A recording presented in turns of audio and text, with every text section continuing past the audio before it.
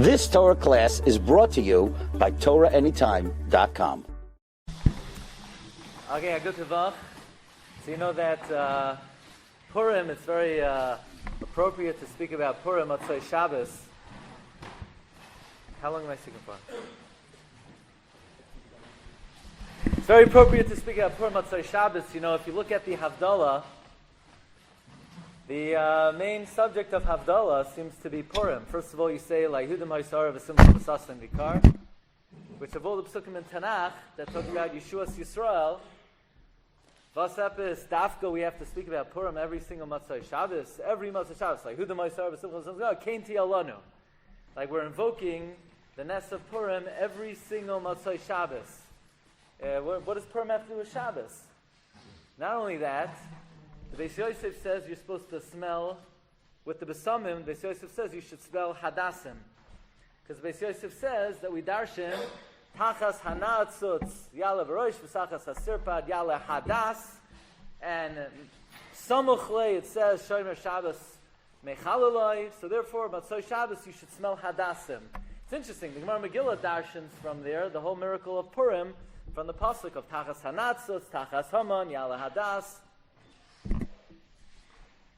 So there's an idea that if you look in the Pesukim in the Megillah, when Mordechai introduced the idea of Purim to Klal Yisrael, he said it's going to be Mishta v'Simcha v'Yom Tov, and then a few Pesukim later it says Mishloyach Manas Azeo Mataz Avyanim Mishta v'Simcha v'Ilu Yom Tov Loi Ka'amar. Yom Tov was dropped. So Gemara asked what happened to Yom Tov. Mordechai said there should be a Yom Tov, and then ultimately it was not instituted as a Yom Tif. So the Gemara says, Yom Tif le kiblu alayu. Klal Yisrael never were makabel Purim as a Yom Tif. How could that be? How could it be? Mordechai comes. Mordechai is a member of Anshe Knesset HaGedolah. He's a Navi. He says the Rebbeinu Shalom wants Purim to be a Yom Tif, and Klal Yisrael says, thanks, but no thanks. So Rav Hudner, in a rare sefer, not in the Pachad Yitzchak, quotes from the Mekubalim. By the way, anytime Rav Hudner quotes from the Mekubalim, it's Yadua who it is. I'm not going to say right now. That the reason why Klal Yisrael did not want to be Makabel Purim as a Yom Tiv, because if Purim would be Niskabel as a Yom Tiv, then when Purim was over, you'd have to make Havdalah. And a Yid could never be Mavdil from Purim. We're so connected to Purim, we can never separate from Purim. So they told Mordechai, no thanks, we don't want a Yom Tiv, we want a day that we could connect to the whole year. So Mamela, you could say that every Motzei Shabbos, as we have to take leave of Shabbos, and it's a difficult time, we have to take leave of Shabbos, we need a perk, we have to smell the Besamim, so Chazal say, yeah, you have to take leave of Shabbos, but don't worry, there's one day a year you don't have to take leave of, you never have to take leave of Purim. Purim is Agam Siyar Purim. That's the idea of mentioning Purim in Havdalah Motzei Shabbos. You want to hear Lomdus? You want to hear Machshava? Or you want to hear history? What do you want?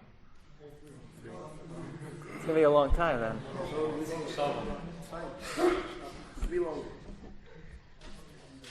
What? Okay, we'll start with Lomdus and then we'll see where it goes. Okay, the Gemara, the Yishalmi darshans on the pasuk, that the days of Purim will not pass away from Klal Yisrael. In other words, there will always be Purim. The Yishalmi in Megillah, Parak Beis, Halacha Dal, the Yishalmi darshans, Mikan shekavu la chachamim mesechta. From here, Chazal derive, there must be a Masechta on Purim. There must be Masechta Megillah. That means, interesting, we're darshaning from a pasuk, there has to be Masechta Megillah. So it's a hafla v'fela. We're darshaning from a pasuk, there has to be Masechta Megillah. Do we ever darshan from a pasuk, there has to be Masechta Shabbos? Do we ever darshan from a pasuk, there has to be Masechta Rosh Hashanah, there has to be Masechta Yuma? Avad and Avada, there's a Masechta on Rosh Hashanah. We wouldn't know what to do on Rosh Hashanah without a Masechta on Rosh Hashanah. We wouldn't know what to do on Pesach without a Masechta Pesachim. But there's nothing in the Torah Shebechsav that says there has to be Torah Shebal Peh. When it comes to Masechta Megillah, we darshan from the Megillah, there has to be Masechta Megillah. Moreover, that means the pasuk in the Navi is saying there has to be Gemara. Almost as if the Gemara on Megillah is Midivrei Nevi'im. Nowhere else in the whole Tanakh do we darshan there has to be a Torah Shebal Peh. Then the Gemara Masechta Megillah Daf Daled, the Gemara says, Amar Rabbi Yishua ben Levi, Chayiv Adam Likrois Es HaMegillah B'Layla U'Leshanois V'Yom. You have to read the Megillah at night, and then repeat it during the day. Says the Gemara, L'Shanois V'Yom. Gemara says, Savar Minei, they had a Havamina, that you know what you do? You read the Megillah at night, and you read the Mishnayos during the day. That's what they thought L'Shanoisa means. So they thought at night you come, and then in the morning you come in, Megillah Nikres, B'Yud Aleph, B'Yud Beis, B'Yud Gimel, B'Yud Ad. The Gemara has such a Havamina. And the Gemara says, no, that's not what L'Shnoisa means. L'Shnoi L'Didim, Efar Shilem, Mened Reb Chia Bar Abba, Kogain Amri Inshi, Ever Parsha Sadava Asnei. L'Shnoisa means you lean it again. The Gemara had a Havamina, that how are you Mefarsim the Nes of Purim? You learn Masechta Megillah. Really? It's a Pella. On Rosh Hashanah, there's a Chiyuv, Midivrei Nevi'im, to learn Masechta Rosh Hashanah. On Pesach, there's a Chiyuv, Midivrei Nevi'im, to learn Masechta Pesachim. How could the Gemara have a Havamina that on Purim, there's a Chiyuv to learn Masechta Megillah? Now, Havamina is a big thing. Havamina is they say, the Granat, Hagon Ramatali Chop would say, the Iker is the Havamina. Avada, the Iker is the Havamina. He would say like this, this is the Havamina, and the Maskana only changes a little bit, but if you don't understand the Havamina, then you don't know what the Maskana is. But the Iker is the Havamina, the Maskana is just a little bit of a Shinoi. So that means the Gemara had a Havamina, that you're supposed to learn Masechta Megillah on Purim Barabim. What does this mean? So I want to tell you over a Goin. There are two versions of the Goin. The simple version of the Goin is, the first Mishnah Megillah says, Megillah Nikres, B'Yud Aleph, B'Yud Beis, B'Yud Gimel, B'Yud Daled, B'Tesvav. No? Loi Pachos, V'Loi Yoser. What do you mean Loi Pachos, V'Loi Yoser? You should say, Loi Koidem, V'Loi Acher. Not less and not more. It's not a matter of amount. It's a matter of time. So you say not before and not after. Why does it say Loi Pachos Loi Yoser? Says the Goyin. I'll tell you two versions. The first version is HaKadosh Baruch Hu has two names. One name you don't say, and one name you do say. Megillah Nikres. The Rebbeinu Shalom is revealed to us. B'Yud Aleph, B'Yud Beis, B'Yud Gimel, B'Yud Daled, B'Tesvav. Add it up. 11 and 12 is 23. Plus 13 is 36. Plus 14 is 50. Plus 15 is 65. Aleph, Daled, Nun, Yud is 65. Megillah Nikres. The Rebbeinu Shalom is revealed to this world b'shem Adnos. Aleph, Daled, Nun, Yud. That's how Hashem is revealed. Loi Pachos v'Loi Yoser. Not 10 and 16, 26. You're now to say the Shem Havaya. That's the guy. Megillah Nikres. B'Yud Aleph, B'Yud Beis, B'Yud Gimel, B'Yud Daled, B'Tesvav. 11, 12, 13, 14, 15. 65. Aleph, Daled, Nun, Yud. That's how Hashem is revealed. Loi Pachos v'Loi Yoser. Not less than 11, 10. Not more than 15, 16. You're now to say the Shem Havaya. That's one version of the Goin. Rav David Kohen, Rosh Yeshiva of Hebron, is probably the biggest baki in the various manuscripts of the Goin. He says in Moscow, maybe this should be a shmira for the Yidden. In Moscow, in a library, there's the following version of the Goin. Megillah Nikres. The Megillah is read. The Megillah is read. B'Yud Aleph, B'Yud Beis, B'Yud Gimel, B'Yud Daled, B'Tesvav. The Megillah is read b'Shem Adnos. But Loi Pachos Loi Yoser, the Shem Havaya is not in the Megillah. As we know, the Shem Havaya is not in the Megillah. Now this version of the Goin is saying, when you read the Megillah, you read it, B'Yud Aleph, B'Yud Beis, B'Yud Gimel, B'Yud Daled, B'Tesvav. You read the Megillah with the Shem Adnos, but you don't read the Megillah b'Shem Havaya. You read it b'Shem Adnos, Aleph, Daled, Nun, Yud, but you don't read it b'Shem Havaya. Now the fact that we don't read it b'Shem Havaya, I get that. Hashem's name's not in the Megillah. But what does the Goin mean? We read the Megillah b'Shem Adnos. There's no name of Hashem b'chlal in Megillah. So what does it mean? Megillah Nikres, B'Yud Aleph, B'Yud Beis, B'Yud Gimel, B'Yud Daled, B'Tesvav. There's no Shem Adnos in the Megillah b'chlal. So you have to say what the Goin means is there is a Shem Adnos in the Megillah. Because what does the Shem Adnos mean? Noid Yehuda says, the Goyin himself says, the Shem Adnos means Hashem is the Adain, and we are His Avadim. And if we're His Avadim, He's the Melech. And Chazal say, whenever it says HaMelech Achashverosh, it means HaMelech Achashverosh. But whenever it says HaMelech, it could mean HaKadosh Baruch Hu. So that's what it means. The Megillah is Nikreis B'Shem Adnos, where HaMelech. HaMelech is a reference to the Shem Adnos. Now, the HaKadosh Baruch Hu has two names. The Shem Havaya, Yud Kei Vav Kei, and the Shem Adnos. Now, Adnos, Aleph Dal Nun Yud, is Gematria 65. Heichal. Heichal means the chariot, the carriage. Which means if you're a regular citizen, and the king is coming into the city in a carriage, and you don't see the king, you still know the king is there because you see his carriage. So the carriage represents the glory of the king, even though you're not actually laying your eyes on the king. It's the same thing with the Shem Havaya and the Shem Adnos. We can't really understand Haya Hayva V'yeh, but Al Yedei, the Malchus of HaKadosh Baruch Hu, we have a recognition, understanding of Hashem's greatness, even though we don't know His essence. So what the Adnos is the Heichal of the Shem Havaya. Or as the Maral says, Shem Havaya is Hashem making miracles, Lamala Menateva, changing the laws of nature. And Aleph Daled Nun Yud is Hashem pulling the strings within the guise of Teva. So what kind of Ness was the Ness of Purim? Was it a Ness of Shem Havaya?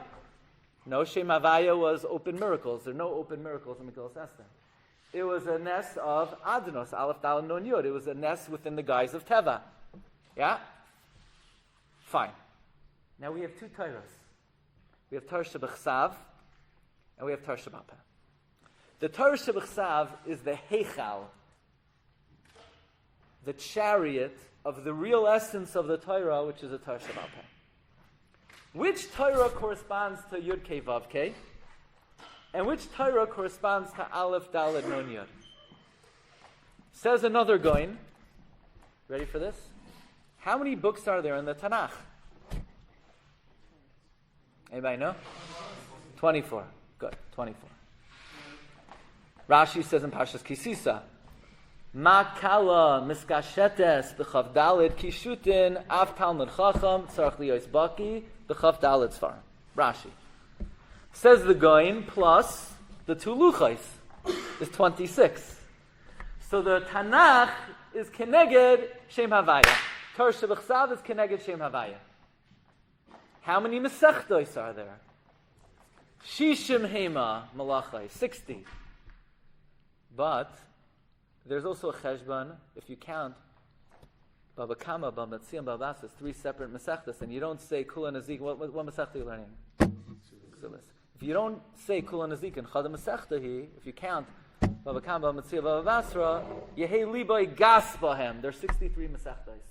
But there's also a Cheshbon, that if you count, you're allowed to count Kalim as 3 different Masechtos, and then there's 65 Masechtos in Shas. Keneged, Aleph, Daled, Nun, Yud. So the Torah Shebechsav is the Shem Havaya. The Torah Shebal Peh is the Shem Adnos. By the way, the Goin says, if you make a Cheshbon, the Masechtos that are on topics to Oraisa are 60, and there are 5 Masechtos that are topics to Rabbanon, Demai, Erevin, Megillah, Idyas, Yadayim. So the Torah Shebechsav is the Shem Havaya. The Torah Shebal Peh is the Shem Adnos. What type of revelation is Megillas Esther? Is Megillas Esther revealing Hashem as the Shem Havaya? No, because there are no open miracles in the Megillah.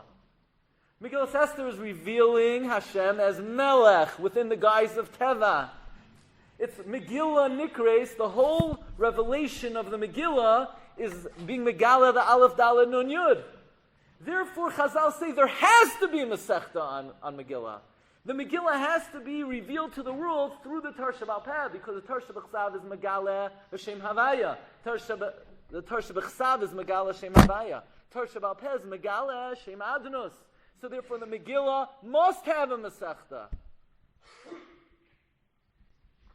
It's Megillah Nikres, Be'alef Dalet Nun Yud. The whole Megillah is revealed through the Shem Adnos, and therefore it has to be through the Torah Shabbal Peh.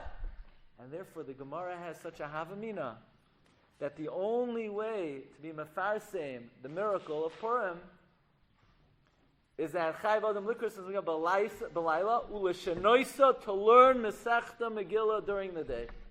And the Gemara said, no, that's not what it means. Don't get so carried away with the Shiur, you know.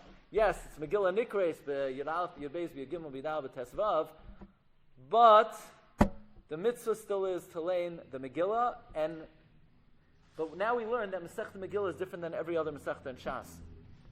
Every other Masechta in Shas is just a din. There's Torah Shabbal Peh. Masechta Megillah, the Torah Shabbal Chsav, demands that there should be Torah Shabbal Peh. Good? We're good? That's the... Want to hear a little more? Okay, one more Indian. So the Gemara says, Megillah Daf Gimel, Mikan Samchu Shabeis Rebbe, Mevatlen Talmud Torah, Uban L'Shmaya Mikra Megillah. Yeah? You know this one already? You know from the Sefer? Okay. What? What did you say? Havdalah? You don't know? Okay. The Gemara says, Mevalan Talmud Torah, Uban L'Shmaya Mikra Megillah. We're Mevatel Torah, and we come to hear the Megillah. So the kasha is, all the Achronim ask, Matav B'mei Midrasha. Now what do you mean, Mevalan Talmud Torah, Uban L'Shmaya Mikra Megillah? Mikra Megillah is also Talmud Torah. Yeah? You're learning from Sifrei Nevi'im Ksuvim. Why is it called Mevalan Talmud Torah? It's not Bittul Torah. So there are many answers. Achronim. The Aruch HaShulchan says that Lamaisa, if you're in the Beis Medrash and you have to interrupt and go to the Beis HaKnesses, the few minutes it takes you to walk from the Beis Medrash to the Beis HaKnesses, that's Bittul Torah. Or the downtime until you get to the Beis HaKnesses, that's Bittul Torah. The Regoyim Sefuros, the minutes that you lose out, is Bittul Torah, and the Chiddush is you're Mevatlin Talmud Torah and B'al Nishma Mikra Megillah. Rav Shlomo Kluger has a number of answers to this question. In the Chachma Shlomo, Rav Shlomo Kluger says a very interesting chiddush. He says that you cannot be mekayim two mitzvahs b'vas achas. You can't kill two birds with one stone. So if you're coming and you're learning, and then you want to be mevatel and you want to hear the Megillah, and we say, Rabbi Yid, what are you doing now? He says, what I'm doing now, I'm being mekayim the mitzvah of Talmud Torah by learning ksuvim. We say, it's very nice, you get the mitzvah of Talmud Torah, you will not get the mitzvah of Mikra Megillah. I said, no, okay, so fine, I'll be mechavin to be mekayim the mitzvah of Mikra Megillah. So, very good, you'll be mekayim the mitzvah of Mikra Megillah, but you won't be mekayim the mitzvah of Talmud Torah, because there's a chiddush that you can't be mekayim two mitzvahs b'vas achas. That's the chiddush of Rav Shlomo Kluger. Okay, that's Rav Shlomo Kluger. In the Sefer HaChaim, Rav Shlomo Kluger has another chiddush. This is a very well-known idea. In the Olam HaYeshivos, there's something called Bittul Torah B'Kamos, and there's Bittul Torah B'Eichos. Bittul Torah B'Kamos is, okay, I have an hour seder, so I shmooze for the first 15 minutes. I learn the next half hour. I shmooze the last 15 minutes. So I was Mekayim Talmud Torah for 30 minutes, and I was Mekayim Bittul Torah for 30 minutes. That's Bittul Torah B'Kamos. Then there's Bittul Torah Be'echos. Bittul Torah Be'echos is I'm learning. I'm, lounging around, sipping iced tea. I'm using half of mine. That's also Bittul Torah, because I could have learned much deeper, with more energy, with more focus, with more eon. So here it is. I didn't battle for an hour. It was Ritzufais. You didn't miss anything. It was Ritzufais. But still, it's Bittul Torah Be'echos, because I could have learned with more amelos. So therefore, if a person's in the middle of learning, Be'iyun Rav, and they're mevatel for a moment, they're mevatel to read the Megillah, and they're just reading it, and it's not the derech Iyun v'yagiyah v'amelos, that is relatively Bittul Torah Be'echos.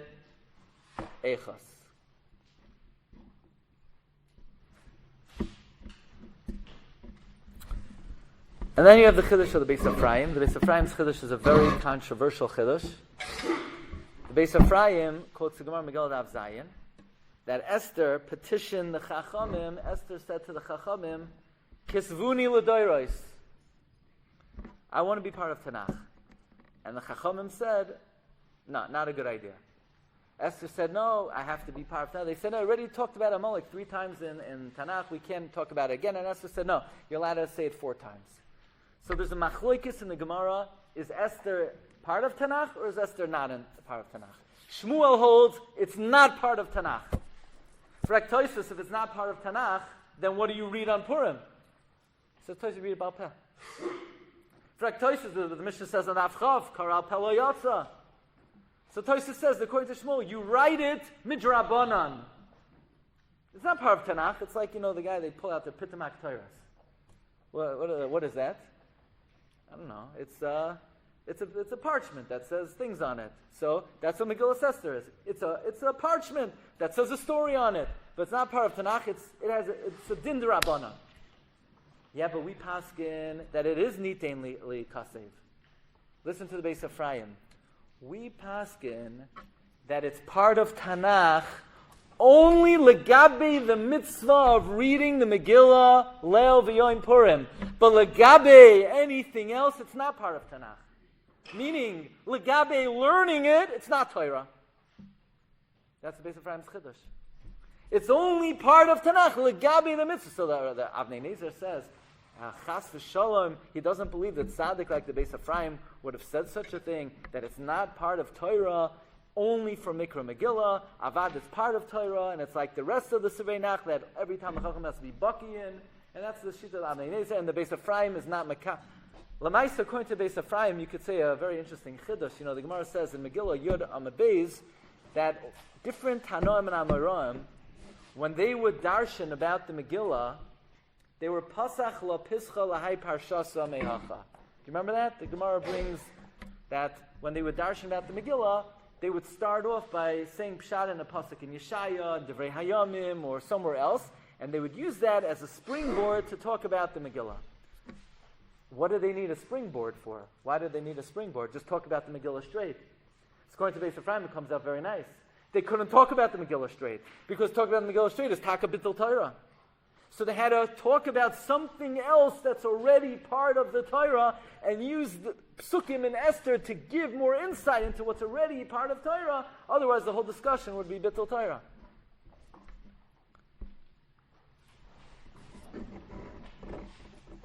But one of the Talmidei Arizal says as follows. In the Sefer Torah Barekes, he brings something which is Oyam Menorah.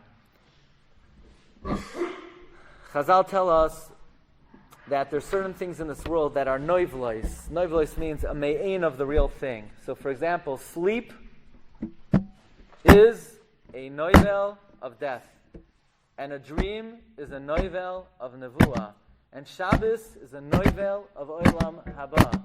And says the Medrash, the Torah is a noivel of chachma ha'elyoina. Huh? So let's know the Medrash.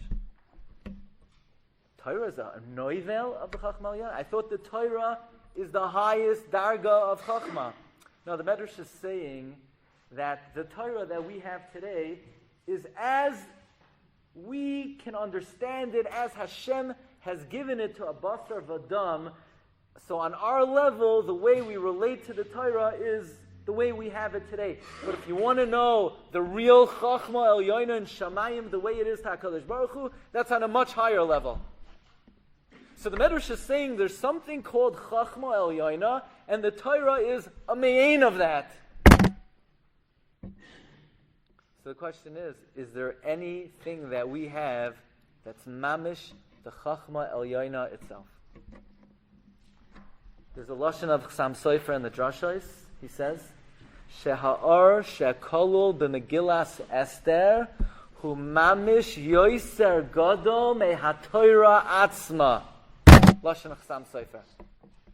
That the light contained in Megillas Esther is mamish greater than the Megillah itself. So Pashup Shad, what does Chassam Sofer mean? How could any light of any chiluk of anything be greater than the Torah itself? Says the Torah Barekes, there's one little miktsaya of Torah that we have, that is the Chachma Elyoina Atzma, and in a sense is greater than the Torah, and that is Megillas Esther.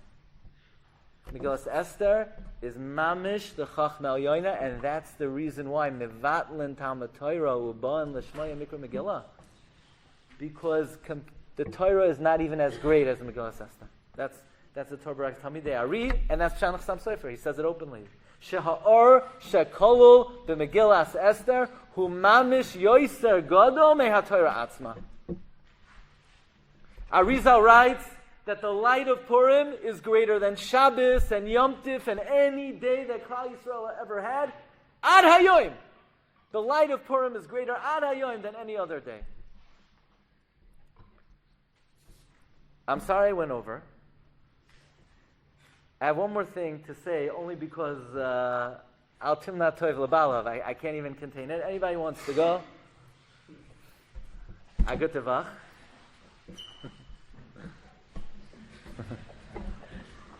Yeah, one more thing? Yeah. Okay. This you heard, but have a new insight into this.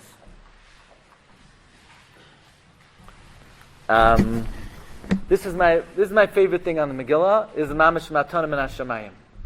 Okay? But my favorite thing.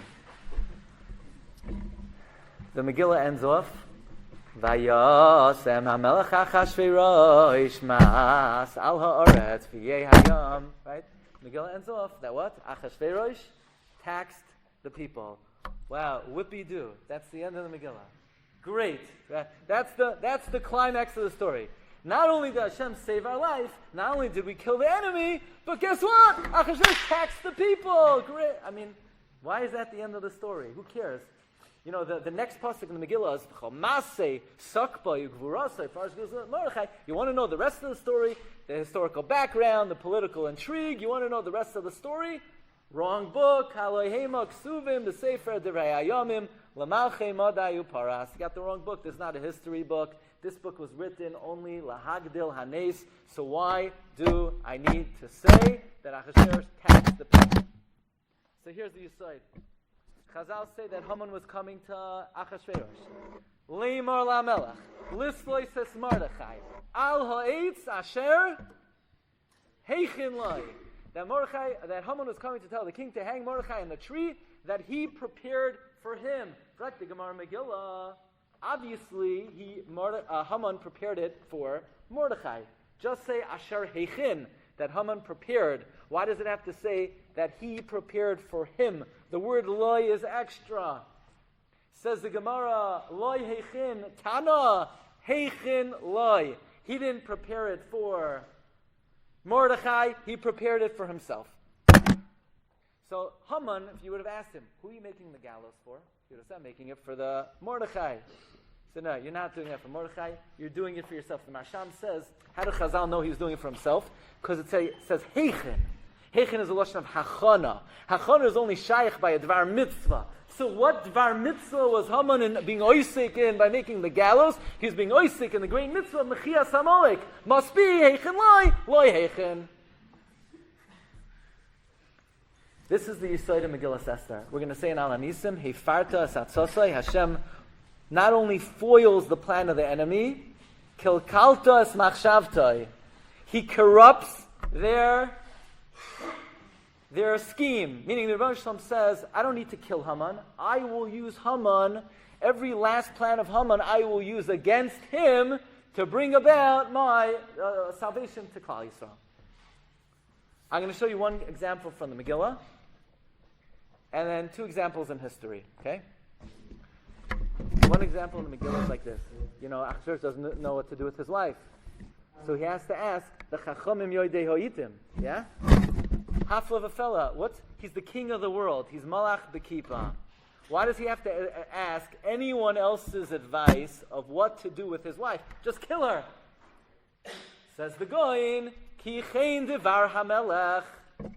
Ki Chein Devar HaMelech means the law in Persia was that any time the din is relevant to the king himself, and he's Noigea B'Davar, he has to ask the advice of his assembly, his congress.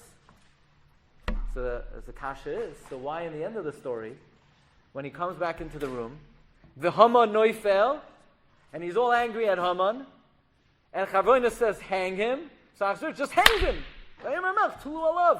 What happened to the law in Persia that whenever something is relevant to the king has to ask the advice of the Congress. So how is he allowed to hang Haman? He should have convened the Chachamim Yoidei Ha'itim and asked them, what should I do with Haman? Says the Goyin, because there was a guy in Persia, his name was Memuchan. Vayomer Memuchan, Yitzei Dvar Malchus Milafanav. Memuchan said, what kind of ridiculous law is it that you're the king of the world and you can't decide what to do with your own life? From now on, we're changing the law in Persia. From now on, Yitzei Dvar Malchus Milafanav. From now on, you call all the shots, you make all the decisions all by yourself. Now, why did Memuchan make that law? Because he was all angry at Vashti, that Vashti didn't invite his wife to the party, so he figured he'll knock her off and he'll advance his own cause. So Haman thought he was promoting his own cause. Turns out, who's Memuchan? Haman. Haman passed the law to allow Achashverosh to execute him without getting the advice of his whole assembly. And there are dozens of examples of this in the Megillah. Next year or something like that. I want to give you 2 examples in history. Okay, 2 examples in history. Example number 1. You know Lakewood Yeshiva? Does anybody know who built Lakewood Yeshiva? Rav Aaron, right? No, that's not the real story. There was a king by the name of King Ferdinand, Queen Isabella, in 1492. They eradicated all the Muslims from the Iberian Peninsula in 1492, and it's called Reconquista, and they expelled 300,000 Jews because they wanted to make sure the Jewish people would never have a homeland, and we would never have a haven. And in August 2nd, 1492, King Ferdinand, Queen Isabella put the Inquisition into play, and they expelled 300,000 Jews. But we have a document written by a little boy. It's in the archives of Seville. And he said he was being expelled on a boat. And on the boat, he was leaving Spain, he passed by 3 boats. These 3 boats, the Nina, the Pinta, the Santa Maria, on it were Christopher Columbus. He was about to go to the New World to discover America. Who paid for his ships? King Ferdinand, Queen Isabella. Who financed his mission? Them too. Why? To discover America. Because Rebbe Shem is looking down in Hashemayim. He said, you're going to throw the Jews out of Spain, the greatest haven for the Jewish people, in the Golos? You're going to pay for Columbus to discover America so that Klal Yisrael could have much bigger yeshivas than they ever had in Spain. So the last thing on their mind is that they're going to be building the Lakewood Yeshiva. But who's going to build the Lakewood Yeshiva? Avada al ho'etz asher heichen loy, tana loy heichen. Now back to the story. If you look in Sefer Ezra, it says Klal Yisrael at the end of the 70 years were returning to build the Beis HaMikdash. They couldn't afford it. So they turned to the king of Persia, who at the time was Darius, the son of Achashverosh and Esther. And they said, Darius, we don't have money to build the Beis HaMikdash. So he said, okay, what do you want? Maybe you could give us an adava. So the pasuk says in Ezra, you can look it up. Darius opened up the treasury, and he gave them all the tax money to rebuild the second Beis HaMikdash. So I ask you, where did he get all this tax money from? Vayasem HaMelech Achashverosh mas al haaretz v'yeh hayam. The Brisker Rav asked, what's that pasuk doing in the Megillah? So I want to say like this. The Megillah starts off that Achashverosh is having a Suda to celebrate that the 70 years of Galus Bavel are over and must be, the Beis HaMikdash will never be rebuilt. And the Rebbe Shalom laughs at him. You ready for this? Not only will the Jews be saved, not only will they kill their enemies, you're going to collect taxes and you're going to be the main fundraiser to build the second Beis HaMikdash. Now, watch this. The Suda of Achashverosh, he thought, what's he celebrating? The eternal destruction of the Beis HaMikdash. Rebbe Shalom's looking down in Hashemayim. Yeah, you think this party is celebrating the eternal destruction of the second Beis HaMikdash? This party, you can get angry at Vashti, you're going to have her killed, you're going to marry Esther, you're going to have a kid Daryavesh, and through the Suda, you're going to build the second Beis HaMikdash. So Achashverosh thinks he's defiling the Beis HaMikdash at the Suda. Turns out, this Suda is building the second Beis HaMikdash. Al ha'etz asher heichen loy, tana loy heichen. One more example. Ready? In the last 200 years, the biggest enemy of the Jewish people, worse than the Germans, are the Russians. Chavetz Chaim said, the Russians are Amalek. You can look, it's in Kovetz Horos. Rabbi Chanan quotes Chavetz Chaim, the Russians are Amalek. Chavetz Chaim said, the communism is the red, Edom. Chavetz Chaim said, Esav is Amalek. Rav Moshe Soloveitchik said, the Russians are Amalek. Because they named everybody Ovi, Gorbachev, Esav. That's what he writes. It's a pella that ethnically they don't come from Amalek. So Reb Chaim has a chiddush. Because the Rambam says in Hilchos Malachim that there's a mitzvah to kill the Zayin Amamin. And the Rambam says, Bizman hazeh, there's no mitzvah to kill the Zayin Amamin. Why? Because ba sancherev ubilbel kol ha'umais, so there are no more Zayin Amamin. And then the Rambam says there's a mitzvah to destroy Amalek, and the Rambam doesn't say it's not noigeya Bizman hazeh because ba sancherev ubilbel kol ha'umais. Why is that? Why? Legabe the Zayin Amamin, there are no more Zayin Amamin, and legabe Amalek, there's still Amalek. So Reb Chaim says Amalek is not a nation, it's not an ethnicity, it's a shita. So Mamela, any Soine Yisrael can have a din of Amalek. Ad Kedei Kach, some want to say, Yerushalmi says, Haman ben Hamadasa, but he's not ben Hamdasa. Haman's father was not Hamdasa. So Yerushalmi says, Oyev ben Oyev. Meaning, he's talking not from Amalek. He's just an anti-Semite. And he gets the din of Amalek, midin Reb Chaim. That's pshat, mibnei banav shel Haman, loimdim tar mibnei brak. What do you mean mibnei banav shel Haman? You can't be makabel geirim from Amalek. The answer is that Haman's not Amalek. He has a din Amalek because of Reb Chaim. That's what some suggest. Anyway, the last 200 years, the biggest enemy of the Jewish people were the Russians. By 1920, 2 million Russian Yidden already left Russia. The plan was in Russia, they're going to exterminate all the Jews. They're going to kill a third, they're going to expel a third, they're going to convert a third. That's by 1920. In the last 60 years, you know who funds all Arab aggression against Eretz Yisrael? Russia. In 1953, Stalin had a plan in effect, I'm going to tell you about it, to kill 3 to 4 million Jews. Kill out, he said Hitler didn't finish them off. And yet, without getting into anything, in 1947, 1948, they were losing the war in Eretz Yisrael. They didn't have any weapons. Hashem put into Stalin's head. Stalin was the biggest tyrant and murderer in the history of the world. He killed, besides Yidden, 20 million of his own people. 20 million.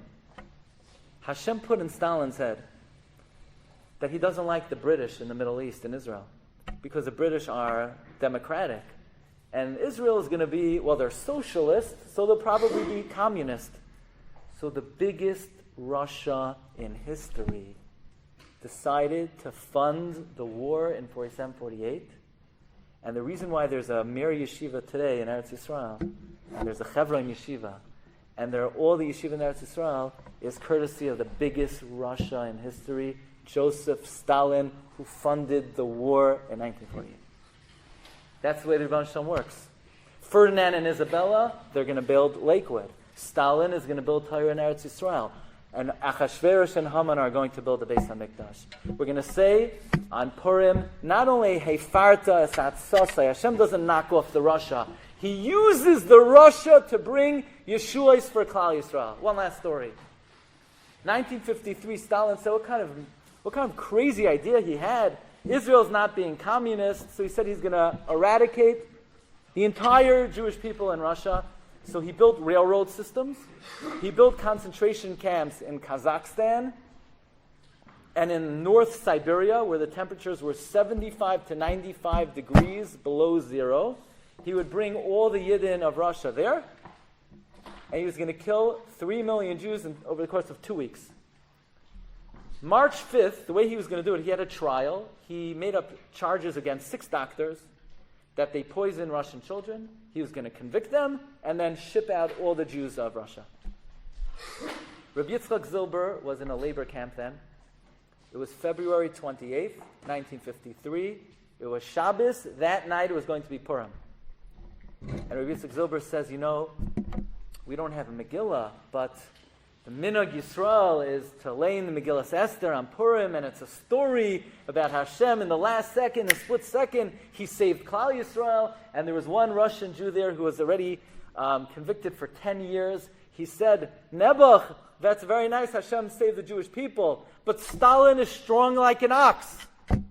And he already has the railroad tracks, and he already has a plan in place, and in 2 weeks he's going to finish off what Hitler didn't do. What are you telling me nonsense about what happened in Persia 2,000 years ago? And Rabbi Yitzchak Zilber said at 7:50 p.m. that Stalin is a basar v'dam and he doesn't even know what's going to be in 30 minutes. Now let me fast forward. There was a Russian prisoner. His name was Rabbi Glatstein, who was in solitary confinement for 2 years. You know what solitary confinement means? You're in a closet. You don't know if it's day or night. He said he only knew if it was day or night. Every morning they would put in a piece of bread and a pail of water. For 2 years. No one to talk to. He can't see anything in pitch black. They said, how did you keep your sanity? He said, well, I knew I could be taken at any moment because I was learning, I was davening. So I memorized Tehillim and I memorized Masechtas of Mishnayos Bapeh. And that's what he did for 2 years in a closet. And he thought he would be there forever. At 8:23, Leil Purim, 1953, before Stalin was going to put into effect another Holocaust in Russia, this Gibar Noira, like an ox, he had a stroke. And he became paralyzed like that. 33 minutes after Rabbi Yitzchak Zilber said, this Russia doesn't know what's going to be in 30 minutes. That morning, Rabbi Meislik, he woke up, he feels the door, it's open. He left, he walked out of prison. Thousands of Jewish prisoners just went free. Now, back at home, his family, his wife, and all his kids were already killed in the Holocaust except for one daughter. Now, once he was imprisoned, nobody was allowed to talk to his family. If anybody even made eye contact with the family, that means, they were against Mother Russia. So nobody spoke to them. They had no one to give Mishlayach Manos to. The mother gave to the daughter gave to the mother. That morning, they get a knock on the door. Their father, Yeshuas Hashem Keheref Ayin, Stalin had a stroke. He walked out of prison. He walked back into the house. The Shalom al Yisrael, and the Rebbeinu Shalom saved 3 million Russian Jews. Stalin then was b'sakanas nefashos. Rabbi Yitzchak Zilber said he said Tehillim non-stop until March 5th, the day before the trial. Stalin dropped dead, and he had the stroke on Purim, 1953, 69 years ago, from this coming Thursday night. So we have to understand that all the miracles that we're going to read about in Megillas Esther, it's Bayomim Ahim of Zman Hazeh, the recurring miracles. May HaKadosh Baruch Hu bring us Yeshuas v'Nachamois, Lanu L'chol Yisrael. Amen. Thank you very much.